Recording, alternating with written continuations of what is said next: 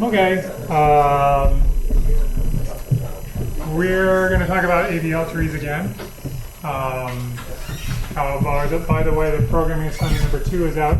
It's due on November 1st. That's so far in the distance. You should really start looking at it now. Today's plan is to talk about AVL tree rotations. And as a warm-up, because you may not have been thinking about AVL trees over the weekend, this is a warm-up to find out whether you remember. But I'm going to tell you so that you can. So AVL trees, they have 3 properties, right? 1 is their binary, 2 is their search trees, and 3 is their balanced, meaning that the left child and the right child of every node in the tree, their heights differ by at most 1.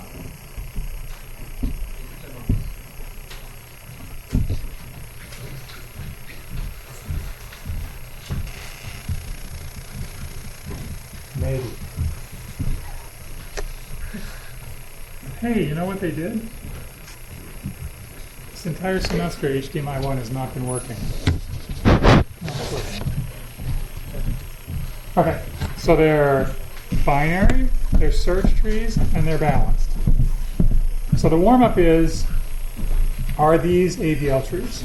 So that's the question, and you get approximately 30 seconds to figure this out, and then we'll all vote, because that's what we do. Okay, ready? Go.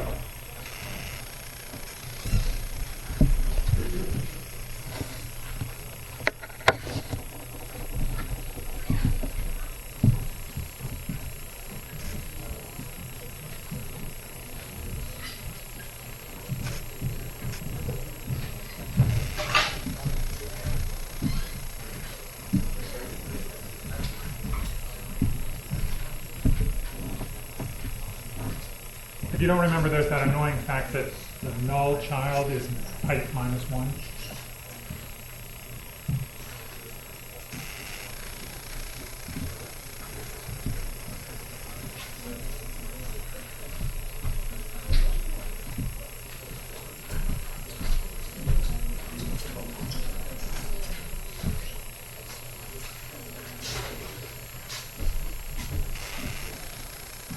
Everybody good? Anybody want some? Anybody still working on one of them? Okay. All right. This one. Why not? 5 is what? 5 is the reason why? I think 5 is fine. I have a node, the left child that has height 0. I have a right child that has height minus 1. The difference is just 1 between the 2. So far, so good. 9. I don't like 9. 9. Well, if I look at the left child, the height of the left child is 2, and the height of the right child is 0. And that's a difference of more than 2, so it's not an AVL tree. And we'll circle the nodes that are the bad ones. How about the middle one? You know, you saw it last time. This says height minus 1. This has height 1. The difference is 2. How about this one? No.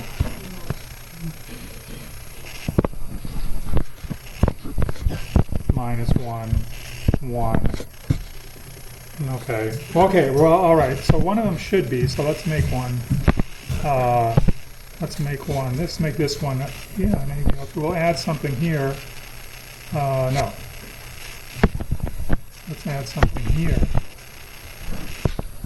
Let's add 9. Now, it's an AVL tree, right?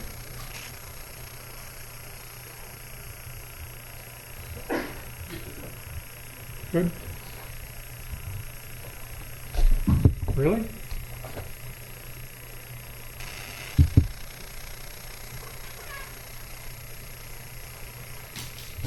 Yeah. It still has to be a search tree. So it can't be that 4 is in the right subtree of of the node 5 because it's smaller than 5. So it has to have all three of these properties: search, balanced, and binary. The binary one's pretty easy to see. Okay, so you're all warmed up on AVL trees. You remember what they are? Do you have any questions about this? Okay. So this is a structure. It's a picture of the structure for the AVL trees.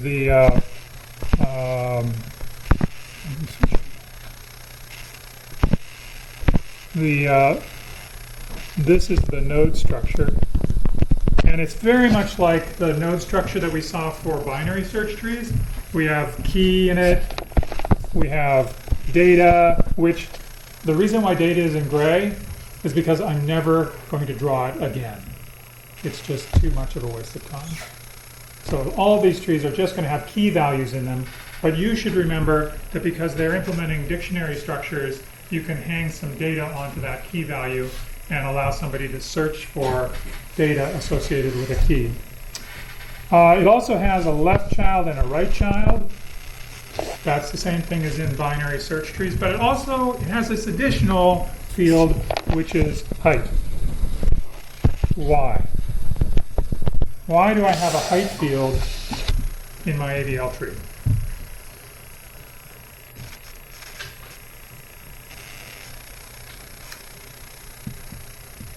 This is not a hard question.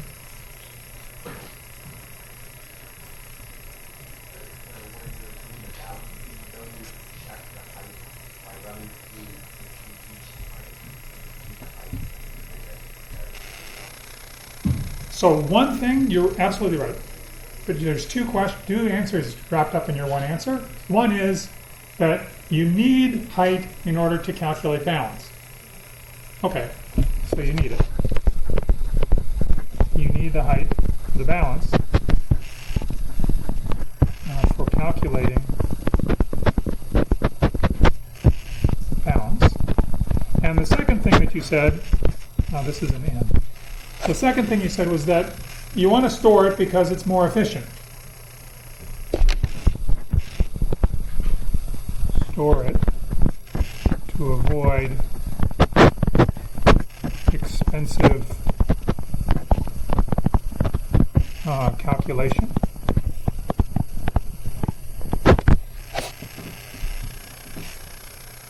How expensive is the calculation?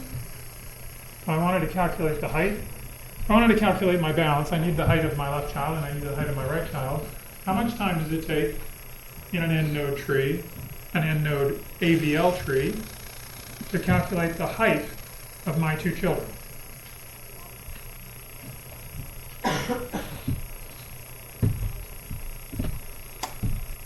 I think there's really only two choices. Should we vote? Okay. Log n. N. Interesting. Oops. Okay, how are the log n people, how are you going to solve this problem? Because that would be great. We have to calculate the height of the left child, and we have to calculate the height of the right child. How will we do that?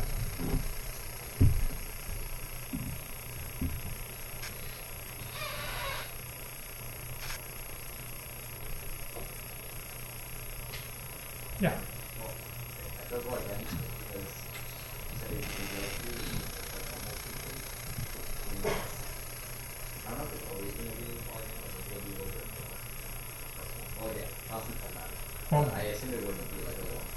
That's right. There's an AVL tree, so it's balanced. And we know that from the balance property that how high are AVL trees? How deep are they? They're some constant times log n. That constant is something less than 2. So they're really pretty shallow. So that's good. But I'm curious to know, how do you calculate height? And how do you do it?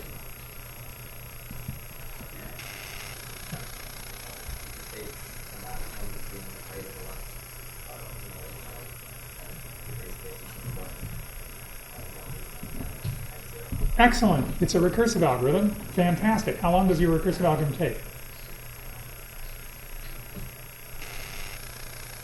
This is a good exercise for everybody to think about.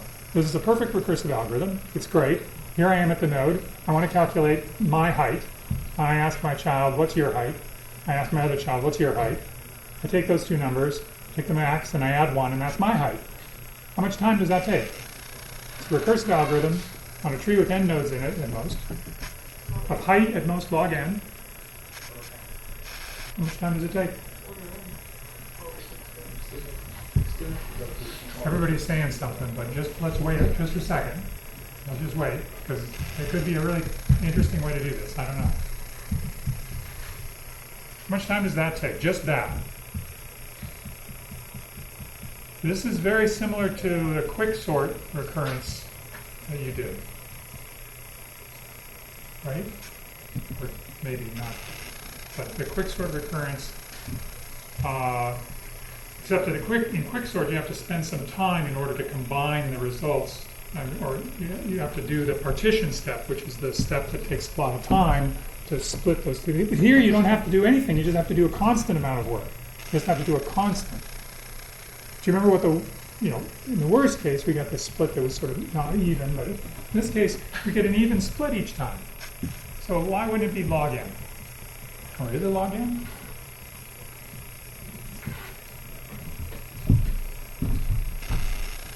Look, it would be log n if you could identify the longest path down to a leaf from that node. It would be log n. But you're saying calculate recursively in this tree and this tree, and I'm getting a running time that looks like t of n is equal to 1 plus t of n left plus t of n right. Right? And they're about the same, n left and n right. But that doesn't really matter here. Because if I look at the recursion tree for this recurrence relation, I get the original problem is of size n. This guy is of size n left. This guy is of size n right. This node here represents the original problem, the entire tree. This represents the left subtree, size of the left subtree problem. This represents the size of the right subtree problem. Now, this takes one step to calculate. That's the amount of work that I have to do after the recursion fairies have done all their work on solving these left and right subproblems. Okay? After that work has been done for me, I take one more step. How many more steps do I take, therefore, total at this level? Well, I have to do plus 1, and I have to do plus 1. So 2. And down here, I'll get, they have subtrees associated with them. And how many? This is going to be 4. And then down here, it's going to be, well, maybe somebody dies off. Like there's no trees there. So what does the number across here represent from the original tree? What is the number that I'm writing out here? 1, 2, 4. What is that number going to be for the next level of the tree? No. What is it going to be? At the level of the next level of the tree, what is the number going to be? It will be the number of nodes in the original tree at that level.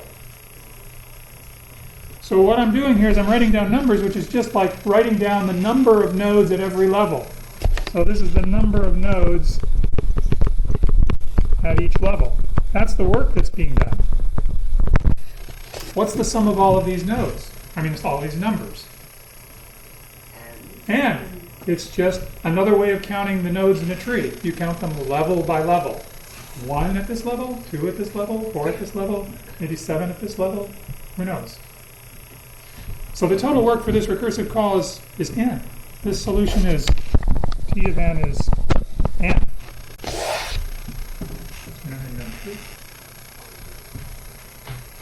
So we don't have a logarithmic solution, at least I don't know one. I'm writing the recursion tree. I really am. That's really the recursion tree. And I'm doing what you do when you have a recursion tree. I'm summing across the levels in order to get the work per level. And we did this for merge sort, and it turned out there were only log n height. There's only log n height, and each height you spent a total of c times n work, and so we get c times n times log n. Here, I'm only getting 1 per node. And the recursion tree looks exactly like the original tree. And so what I get is total of the number of nodes in the tree, which is kind of cool, but it's expensive. It means to calculate the height, if you wanted to do that, to calculate balance, you do not want to spend that much time doing it. Now you could just do it once and for all. You can calculate the height in the entire tree following this scheme. You can calculate it in linear time. So you have height at every single node in the tree. But we don't want to do that every single time you perform an insertion. Otherwise, it's going to be a linear time insertion operation. We want to keep it fast. So that's why we store the height. That's why we waste this space to store a value that we could recalculate. It's because we need the speed. We need to be fast. Is it okay? It's a decision. Space versus time. Okay, that's the structure. So then the idea here is that we don't want to do anything very much when we insert into these trees. So what we'll do is assume that we start with an AVL tree. We start with this thing as being an AVL tree. Like, for example, the empty tree is an AVL tree. And all we have to do is we don't have to recalculate all the heights. We don't have to rebalance everything. We don't have to do anything. We just have to fix it if it gets out of balance. So when we perform insertions, like this insert of number 5, into a tree which is already an AVL tree, that's already an AVL tree, we have to fix it up if it gets broken. Now what we're going to break, potentially, is not the binary property, and we're not going to break the search tree property, because we're going to insert just like, I should ask you this question, how are we going to insert? You can look at it and see. We're inserting 5. It's an AVL tree is a binary search tree. We can insert exactly in the same way as we insert into a binary search tree. We just follow the directions. It says less than 9, okay, then I go this way. It says bigger than 5, okay, I go this way. Less than 8, I go this way. Less than 7, I go this way. There it goes. It goes into the first leaf slot that I can find where it's supposed to go. And I insert it. Okay. So just like you would insert into a regular old binary search tree. Just the same. So we're not going to break the search tree property. We're not going to break the binary property. What we might break, like we did right here, is the balance property. So now here's the question. What balance properties might we break? Where is the balance property going to break? If it breaks?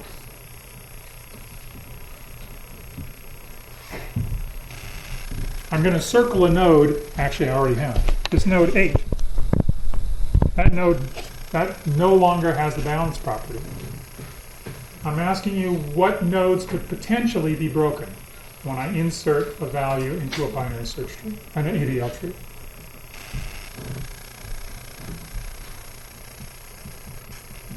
What could possibly go wrong? Let me ask you a different question. This will be the warm-up to that question. What height values change when I insert, potentially change, when I insert a new node into a AVL tree? Yeah.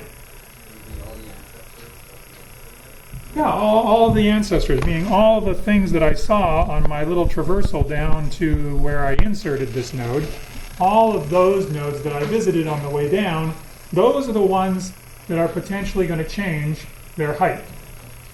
And in fact, those are also the ones in which the balance property might change because they're the ones whose children have changed height. And it's only these guys on the chain have children whose height has changed. And so the balance property is going to be only violated on these nodes, potentially. That's it. You don't have to worry about the other ones. You don't have to worry about their height. They don't change. You don't have to worry about anything. It's these guys we have to worry about. But we have to do something. So here, what we did is we found a node on this chain where the balance property isn't true anymore.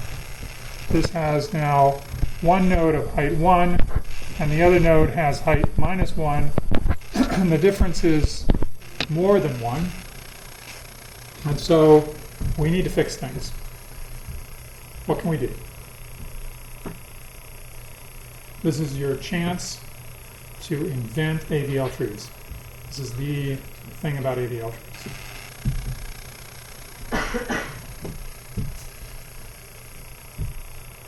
What can we do?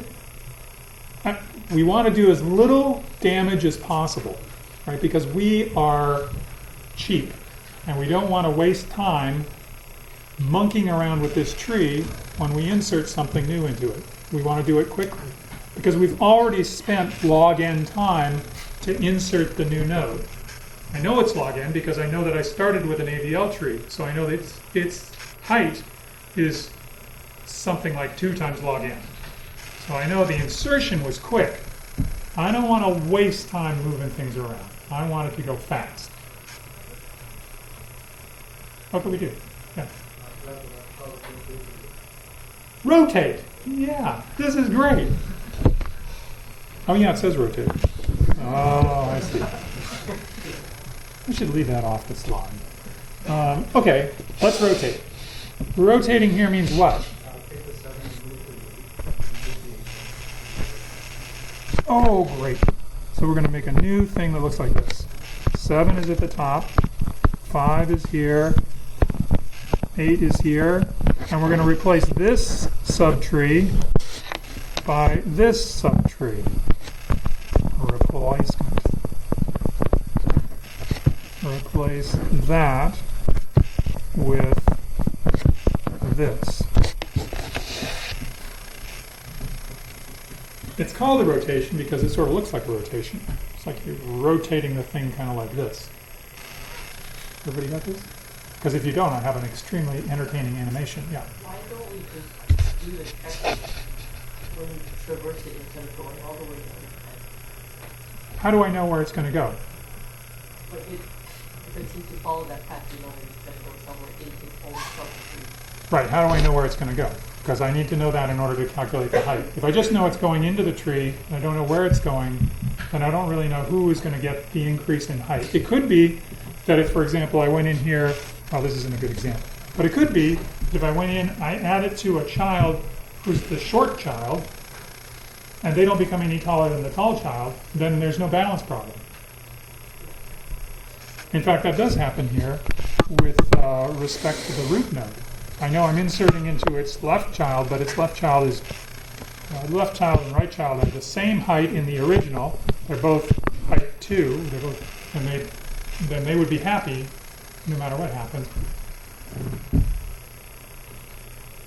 Okay, everybody, you ready to see the fantastic animation?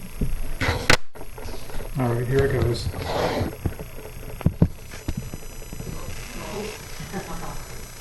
Oh, this is not good.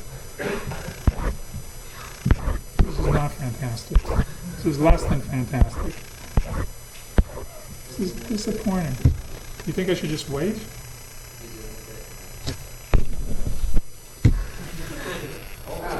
Who said that? Good job. You should come up here and teach this course. Okay, here we go. Here's the rotation animation. Here we go. I know, it's breathtaking, isn't it? So we're starting with something that looks like that, and we're ending up with something that looks like this. Now, this is a silly animation, but it's the general version of what we just saw. In what we just saw, we had 3 nodes. We inserted a new node here. That was the node 5. So if you remember, this 5 was added on. And there were only the node A and B.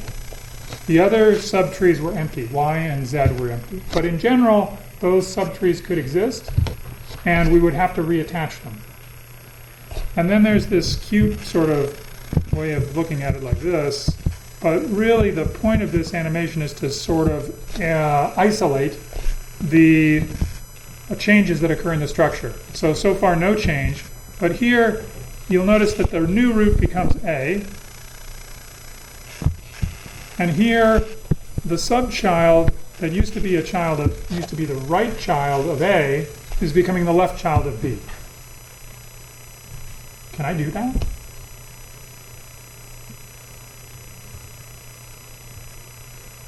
I mean, I can do it, but, you know, can I do it? Meaning, like, aren't I wrecking something? Like, for example, the binary search property. This looks dangerous.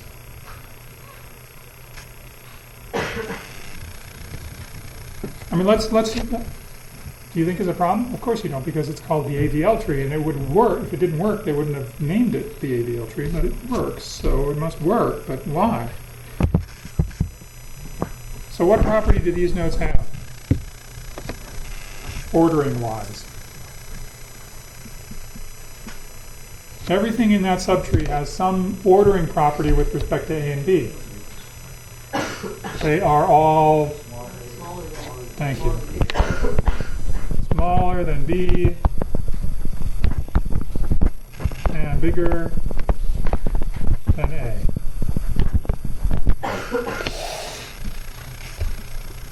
And what happens when we do this reattachment is they are still smaller than B and bigger than A, but they're first off bigger than A, and then they're smaller than B in terms of the binary search tree test that we go down from the top. So they're in the right place. You can move them all over to be the left child of B and not have any problem.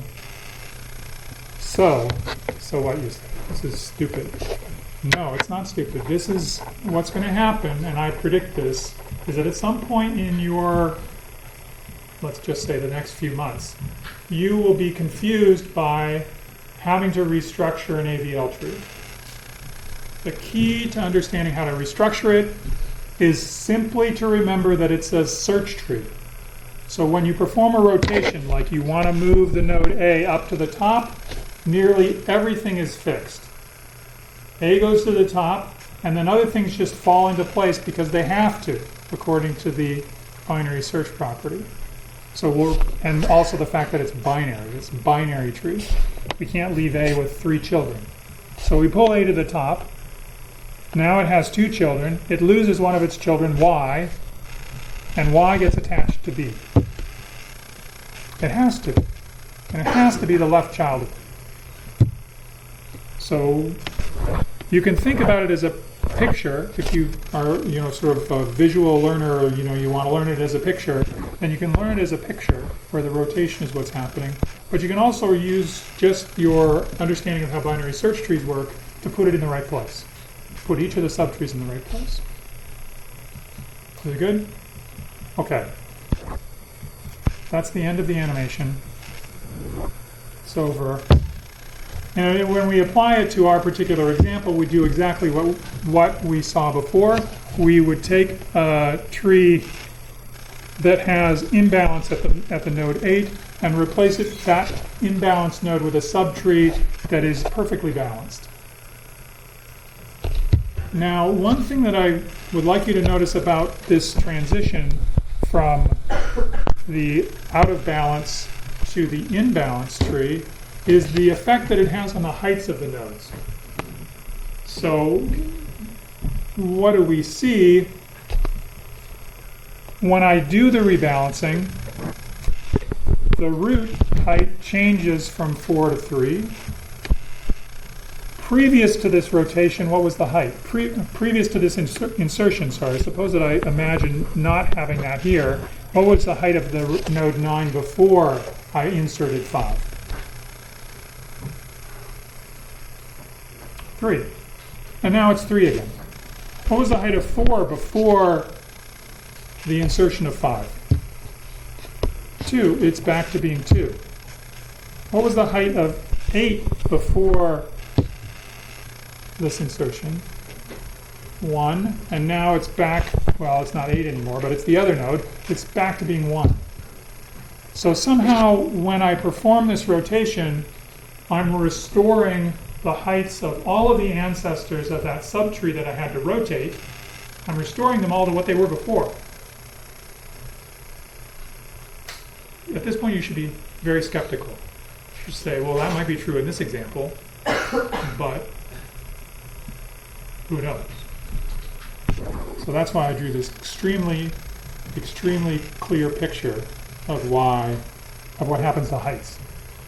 So this is an illustration of rotate right. The general sort of rotate right. There's a symmetric rotate left. You can imagine what it does. And we're looking at the tree after the insertion. And I've written that the insertion has occurred here. How do I know that the insertion occurred there?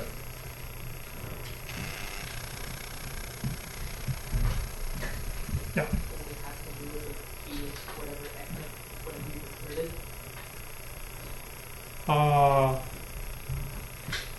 That's how you know that it's been inserted. You know that A is less than B, so. I see. Yeah. So if I told you the value, Yeah. if I told you the value, the key value that you were inserting, then you would be able to trace through this thing and figure out exactly where it goes. I'm telling you that you can look at that picture, you can look at the heights on that picture, and you can say, I know it was an AVL tree before I did the insertion, and now it's out of balance, so I know where the insertion occurred. That's what I'm saying. How do you know that?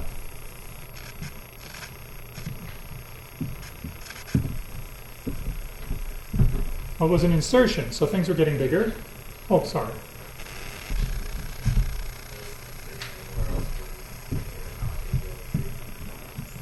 Inserting anywhere else would not make it a non-AVL tree. Well, it would not agree with the heights that I've drawn here. So let me ask another question. Maybe this is the best question to ask. Before the insertion occurred, what was the height of this tree? Before the insertion, can you tell me for sure what the height of that tree was? For sure.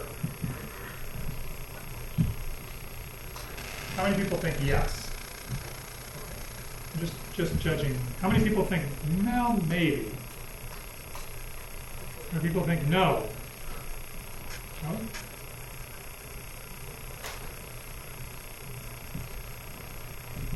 What could it be? This is a tree which has height h now. What's the height of A? It's 1 plus its deepest child. The height of the other tree is h minus 1. That's what it's telling me. So its height is coming from this tree. H plus 1 is coming from the fact that x has grown by 1. It had to. Because before I had this thing which was of height h minus 1. I had this thing which couldn't have been h plus 1. It had to be something within 1 of h minus 1. So the highest that it could be is h. And this insertion had to cause it to bump up by 1. So we know that something's going on in this subtree. And it couldn't have gone in here because that's only height h minus 1. It had to go into here because it has height h. So now I know it's going in there. I know the insertion happened there. Yep.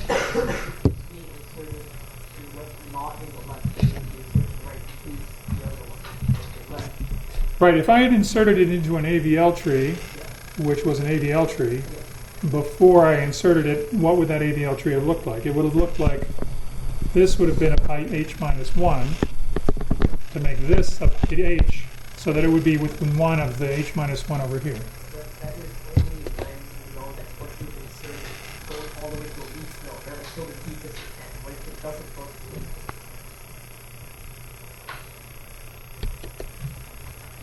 How do you insert it if it doesn't go to the deepest that it can?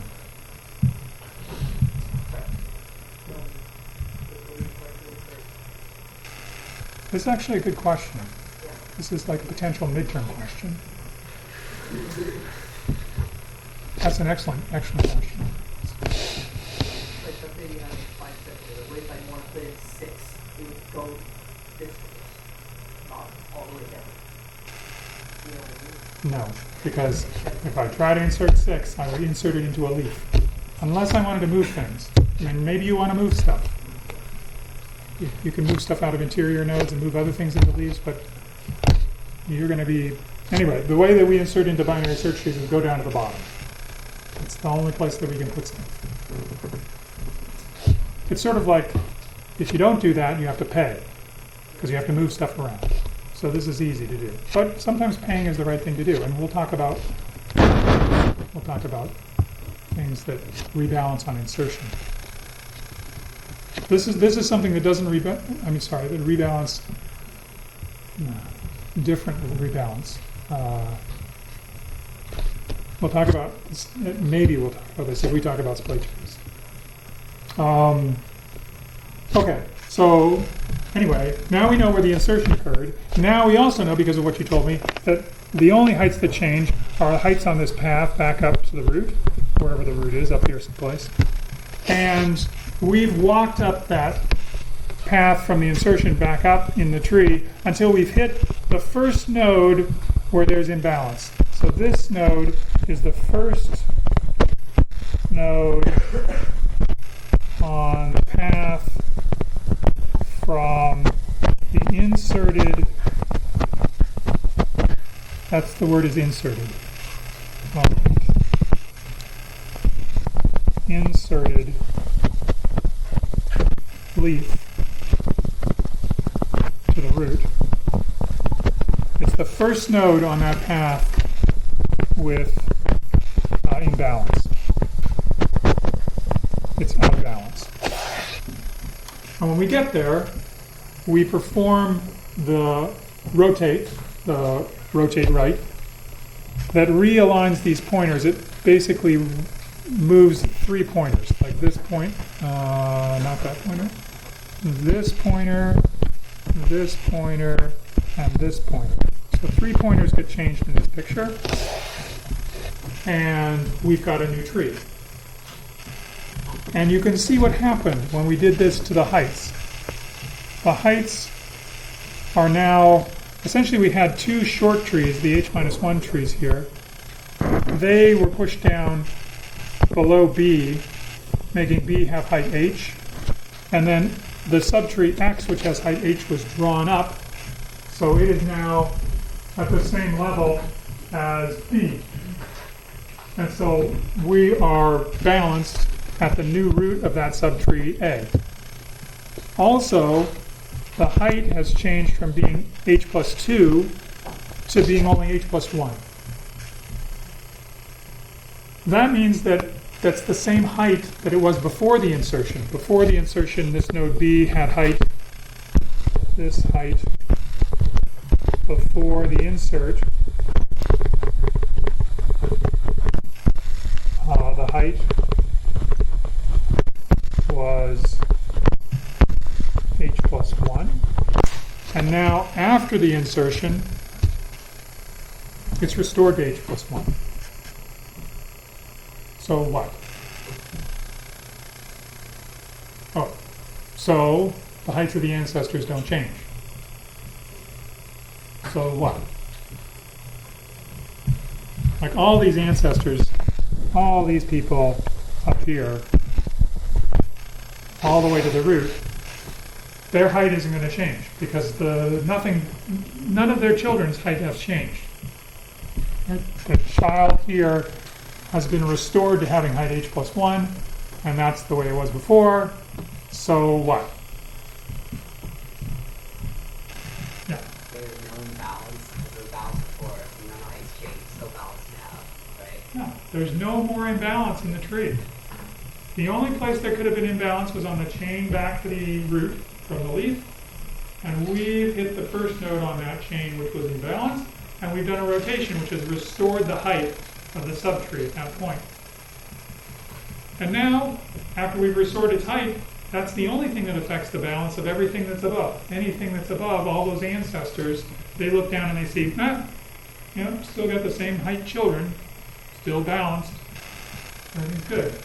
So they stop, and you don't have to worry about any more imbalance on that chain. So in the previous example, should we rotate 4 instead of 8 is on the path to the So on the path from the leaf back up to the root. 4 is the first No. First from the path from the leaf to the root. Yeah, not from the root to the leaf. Sorry. Did I write root to leaf? No. Well, let me make sure. From the inserted leaf to the root. Back up. You can kind of imagine how this code is written, right? It's recursive. It goes down like you do find normally. And then when it's coming back up out of the find, when it's returning from the recursive calls, it checks the balance condition. And if it finds a node that's out of balance, then it calls rotate. And rotate fixes it up. And then that's all that happens. That's the only fix-up that occurs. And it takes constant time. It's only 3 pointers that I have to change. So, no more nodes are out of balance.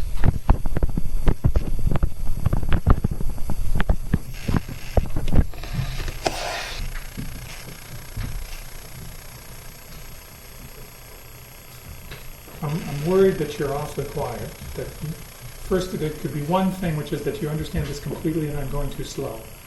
Secondly, that this is just too weird. And this, look, I drew this slide, and I've looked at this slide an awful lot.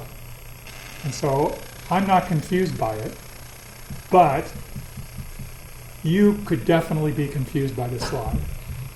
And if you are confused by this slide, now is an excellent time to ask a question, because I'm going to swipe this slide away and you will lose that opportunity. Yes. Actually, it's like all this tiny part, right? It's 2 balance on this side, you're shifting it a little bit more to the right so that it's more intact. Like More balanced, it's yeah. more balanced, so that one side doesn't flip to one. That's right. Oh, yeah. I asked a question about recursive call. Yeah. Does the recursive call look for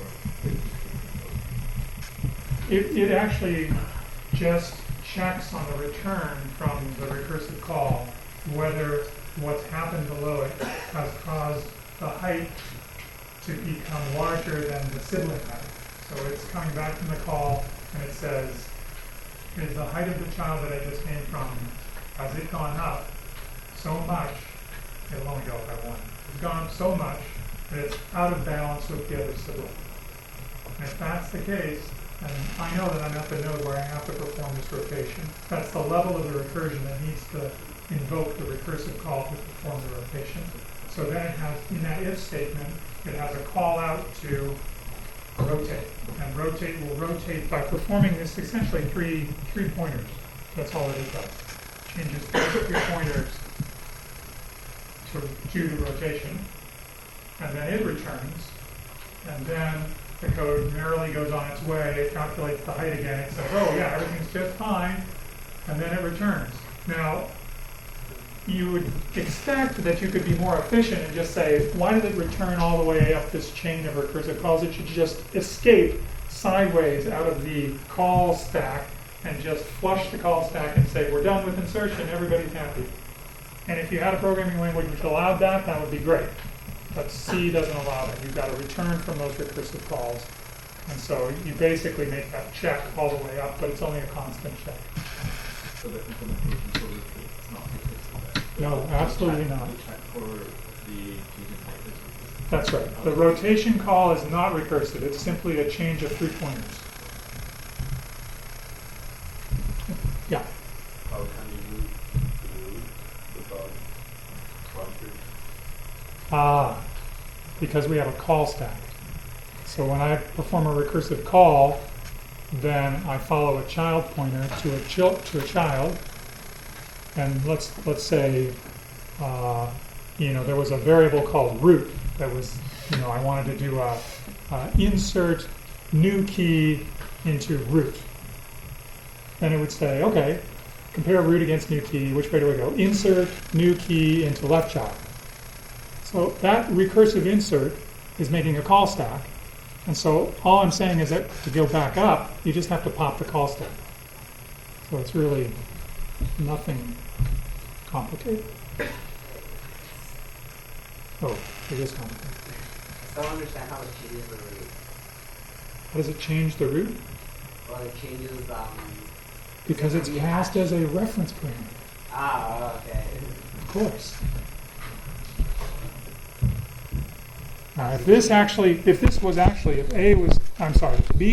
the root of the tree that we were performing the insertion into, like we are here, then that root changes to A.